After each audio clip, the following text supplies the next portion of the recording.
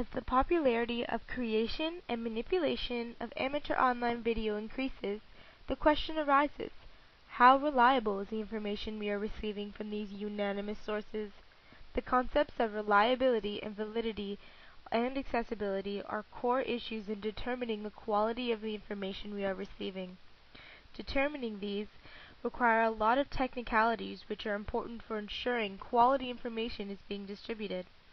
But, since there are few websites that have standards and regard themselves as legally obliged to tell the truth, it is difficult to say whether YouTube confessions like LonelyGirl15 and blogs are news or just a biased perspective on personal issues.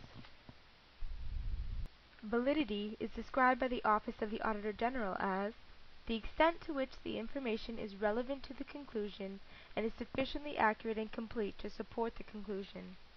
It is commonly thought of as the answer to the question, are you actually measuring what you want to measure? Is the information presented immediately correlated to the point you are presenting? Reliability requires the use of standardized guidelines in the collection and survey processes to ensure consistency.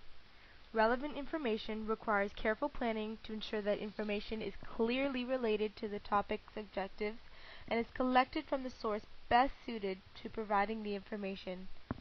Errors can result in poor reliability and validity, and missing or inaccurate information can arise at various points in the collection, maintenance, and processing of the reporting of data. At data collection, information can be recorded incorrectly, causing flawed or even wrong information to be passed as news. Accessibility is important in today's fast-paced world. When everyone is on the go and you need information quickly, a person's first instinct is to head over to Google or YouTube, click on the first link, and absorb all the amateur information quickly and easily. This process of impatience is seen in other portions of our life as well. When we are on the go in the car, we stop into McDonald's and grab a number 1 with extra mac sauce to cure our hunger. Once consumed, the hunger subsides. But was it the healthiest and most wholesome means of feeding that hunger? The same goes for the hunger of information. People want it quick and fast, disregarding truth and validity. To prevent this, some large media companies such as CBC provide the audience with their list of journalistic media practices, which they follow to allow their information to be perceived as reliable. CBC is funded through Parliament by the people of Canada and thus has an obligation not found within the blogging community, which requires them to ensure their information be accurate. The journalistic standards and practices provide the policy framework which CBC journalism seeks to meet the expectations and obligations it faces. Some say, however, that regardless of legal code, broadcasters are still using unreliable information from the internet to base their news on. At a National Press Club meeting, Gordon Robinson, who had been a Fox bureau chief in Beirut and reporter for CNN, said, CNN constantly pushes iReports, which is stuff randomly sent in by viewers. What gets it on the air is not whether it is timely, accurate, or good, but whether it is good TV. Proof that the line between opinion and news is blurring. Susan Youngwood, Vermont journalist who now advises in the Norwich University newspaper, says, bloggers are claiming freedom of the press, but are they really being careful of what they are putting up? Is it opinion or is it fact? There has to be some responsibility. There are, however, organizations that defend the online reporter and daily blogger.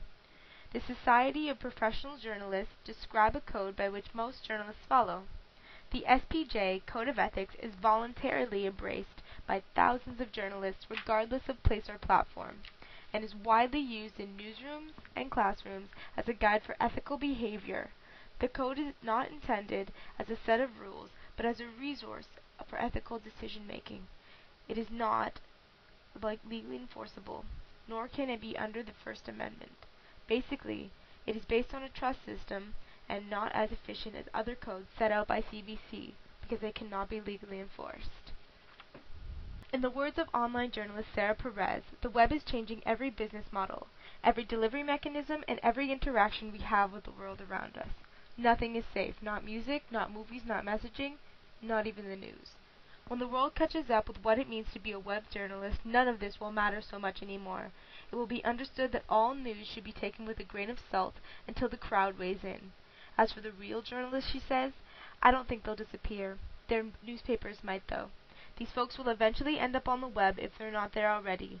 But they will mostly exist on name-brand news sites that are known for their traditional journalistic methods and practices.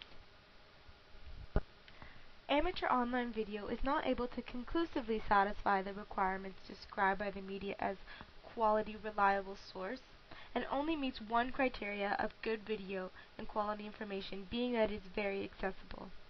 This may not deter the millions of bloggers and YouTube watchers from tuning in to their daily world gossip, but that is all amateur online video can truly be described as, until restricting and binding standards are put in place to ensure their validity.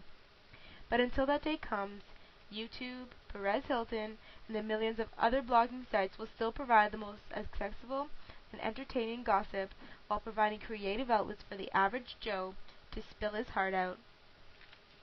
Buy it, use it, break it, fix it, trash it, change it, mail, upgrade it, charge it, point it, zoom it, press it, snap it, work it, quick erase it, write it, cut it, paste it, save it, load it, check it, quick rewrite it, plug it, play it, burn it, rip it, drag it, drop it, zip unzip it, lock it, fill it, call it, find it, view it, code it, jump and lock it, surf it, scroll it, pose it, click it, cross it, crack it, switch, update it, name it, read it, tune it, print it, scan it, send it, fax, rename it, touch it, bring it, pay it, watch it, turn it, leave it, start, format it, buy it, use it, break it, fix it, trash it, change it, mail, upgrade it, charge it, point it, zoom it, press it, snap it, work it, quick erase it, write it, cut it, paste it, save it, load it, check it, quick rewrite it, plug it, play it, burn it, rip it, drag it, drop it, zip unzip it, lock it, fill it, call it, find it, view it, code it, jump and lock it, surf it, scroll it, pose it, click it, cross it, crack it, switch it.